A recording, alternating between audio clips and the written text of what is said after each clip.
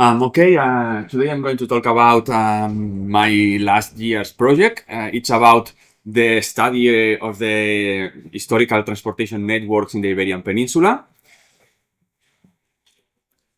The idea of this project, which it's called Mercatore, is to try to quantify the transport infrastructures, the movement of products within one territory. I had the idea to try to do a diachronical analysis in the Iberian Peninsula from the Roman times through the 19th century to try to find new some differences or similarities between between periods, because you know that sometimes we say that at least for Spain, some of the main roads from the Roman times has been maintained over the years. So the idea was to try to find which similarities and which differences have been developed in the infrastructure networks over those years. Why I was interested in infrastructures?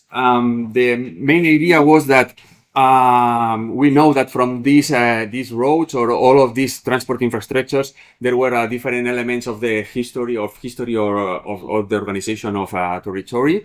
Like obviously economy, we know that in all of these roads, a lot of products were moved. Some territories could export all of their products and or could import what they needed.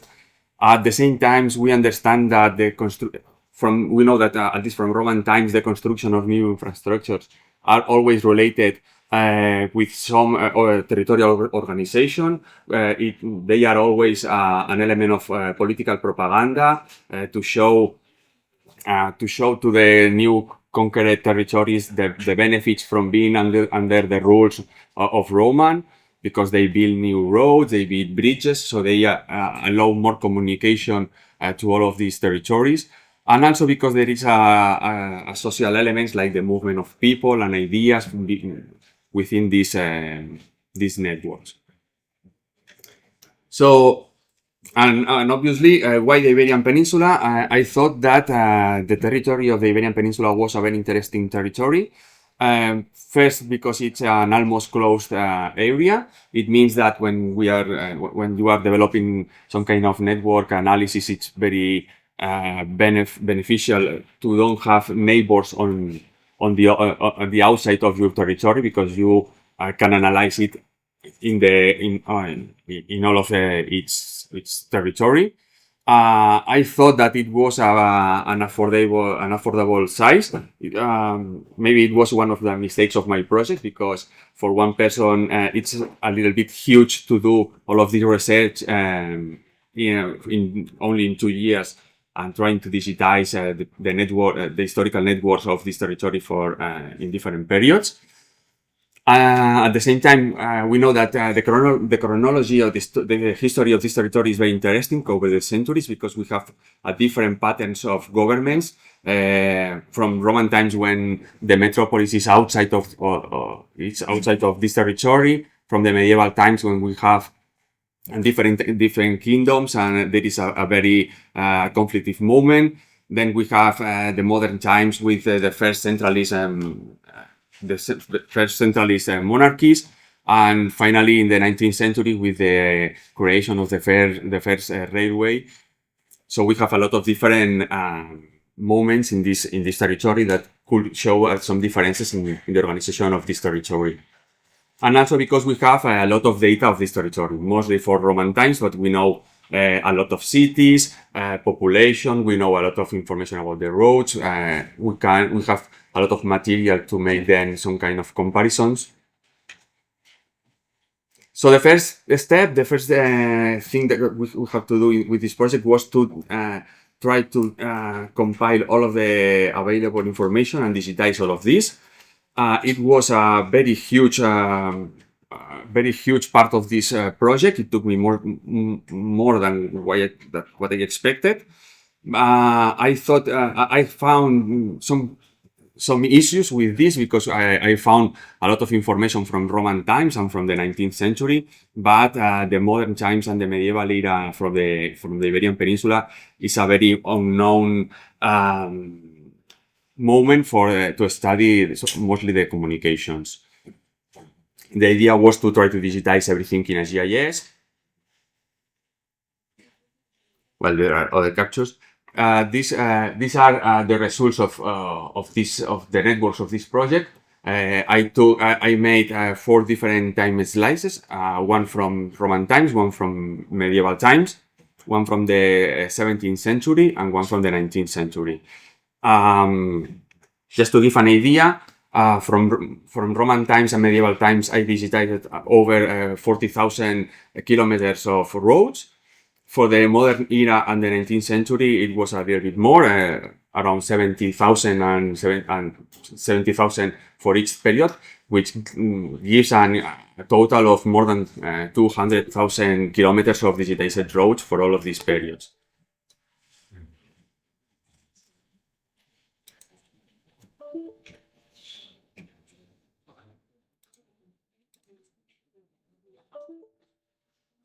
Okay.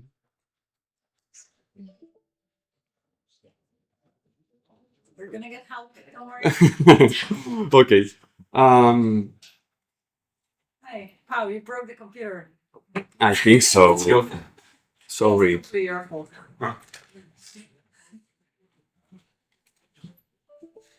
Oh. I think. Can you do? Oh, you see. No. Can you see? Nope. Okay. Yeah, and doesn't work anywhere. Could you check if there's anything plugged to the computer? Yes, there is a hard drive. Unplug it. Yes. Yep. There is something wrong with the USB drivers. Oh. Maybe. Oh. Okay. Yes. Okay. How many computing archaeology? Just to give an idea of the density of the roads of this project, for Roman times, this is the main network used in the Orbis project, which is a very interesting project. This is what you can find online related with the Roman roads of the Iberian Peninsula, and this is the resulting network of this project. And it helps, just a few comments that I'm developing a new project with Tom Brugams and other colleagues, trying to create a new interface where people can download or where people can find information and can download all of these roads to use for other projects, which is called Itinerary. So the idea, this was the base of the project. The first step, which, as I said, was to digitize everything, all of these transport networks, not only the roads but also the sea connections and the river, the navigable rivers. But when we have these networks, the idea was what kind of information can we extract from these digitized roads? The idea was to try to understand or try to develop different kinds of approaches. One of them was to try to work with the connectivity of these cities. The idea behind that was try to find which territories were more well connected and which places were more isolated within this structure. The idea is thinking when Romans and when a government spent money building new infrastructures and giving more connectivity to a place should be for some different and important reasons. The most important should be that this place should be a political, an economical, or a social hub for these governments. To do that, thinking that not all of the means of transport should take the same importance or should be as important as others, the idea was to use some weighted networks. To do that, we give different weights to each mean of transport depending on which transport they reflect. In Roman times, it was not the same to have a secondary road for a city. It was not the same to be connected with a secondary road that has a seaport or to have the opportunity to export products by river or by main roads. This is the main base. We converted this in a network to be analyzed, and what we created was this kind of heat map maps showing in blue, in deep blue, the best connected places, and in red the most isolated places for Roman times. In that case, the idea is what we have that. We can compare this kind of information, this kind of connectivity territories with other kind of information. For Roman times, for example, we can mix this information with the most productive areas of the Iberian Peninsula. In pink, in purple, you see all of the sites which most produce wine. In green, we have oil production, and in red there are Roman mines. But we also can compare this kind of information with the size of the cities or the number of the concentration of cities, and we also can compare them with the political situation of each of these cities. And here you can see in the big squares there are the provincial capitals, and in red there are the conventus capitals, which were small territories within these provinces. With this, for example, we can show or we can analyze the relationship between the political status of the cities in one period and the level of connectivity. We did the same with other periods. This is from medieval times. At the beginning, it looks similar, but when we compare, when you compare these connectivity maps, you can see the territories in red, which means that there are territories that lose connectivity, and in blue, territories that increase the connectivity between Roman times and the medieval times. You can see here, for example, in the north, the growing up of the Camino de Santiago, which means at the same time that the loss of connectivity of the roads of the south. A very interesting hub is here in around Mérida.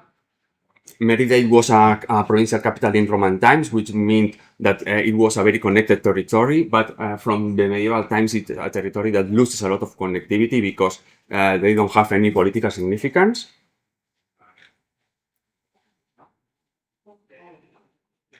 This is the same, but from between medieval times and modern times. We can see here the growth of connectivity in all of the territories of Hispalis, for example, with the connection between Spain and South America. The north also, because we have the connections between the production of wheat and the exportation to the north.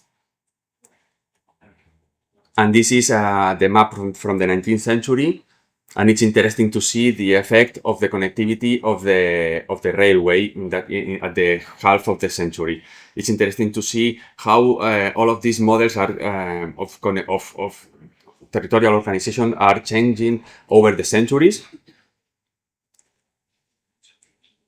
And it's also interesting to compare here the same relationship between political and political status of cities and its connectivity, and how the models change over the time. This is from Roman and the 19th century.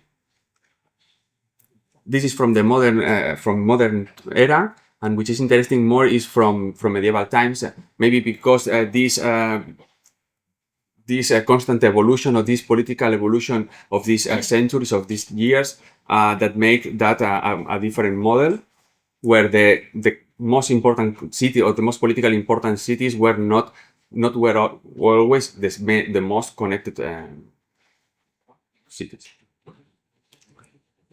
Talking about accessibility, well, as you have seen here, always, or in each period, the biggest cities were always well connected. Cities with political roles also were always well connected, but there are differences between different periods. And also, it's interesting to relate how the connections between infrastructures and most productive areas. It's interesting, at least for Roman times, to say that it seems to be. I didn't have time to show you now, but well, maybe how. And then discussion time now. Okay, and I will take my time too. What which is interesting about connectivity is that it seems that Romans try to organize all of this territory from the outside of the Peninsula Iberica, and for that reason, all of the most important cities were located in the outside of the peninsula. And it is related. I don't have a lot of time because I wanted to talk about transports. But the idea is that using this network, we also can model some kind of transport cost. We know from historical sources that maritime cities or maritime territories were always more economically well connected to other territories, because we assume that transport costs by sea were cheaper than by inland. But the idea, I'm going to pass a little bit quick. The idea is that we can model this kind of we can model these travel expenses from each time period using the relief. The idea is that in this kind of system, we can ask to find the most quicker or the most economical route between 2 points. In that case, this is the shortest path between 2 points, which is obviously the shortest one. But when you analyze what is the most economical way to move one product from one place to another, you can see the differences in that case because it was by sea. And we can create this kind of maps about transport costs from each from each time period. All of these are from Roman times, from different zones, from different places. Here you can see in the same scale, you can see the differences between the movement of products from one point in the coast and in the inland of the territories. But even they are short territories. You can see some patterns of communication. For example, from Merida, it's clear the two main roads. One was to Lisbon and another one was to the south. And obviously, we can compare them with the political situation, the political roles of the cities or of the productive areas. And we can do that the same with the size of the cities. And then, we can compare them with the distribution of certain products. This is the production of one kind of pottery in the center of Spain, and you can see which kind of distribution, and we can compare them with the production of olive oil amphoras from the south of Spain and the distribution around the peninsula. And just to conclude, I can say the idea of this project is to begin to work with quantified data that allow us to make some kind of statistical comparisons or analysis between different kinds of information and to try to analyze how these territories were organized over different time of periods. That's it.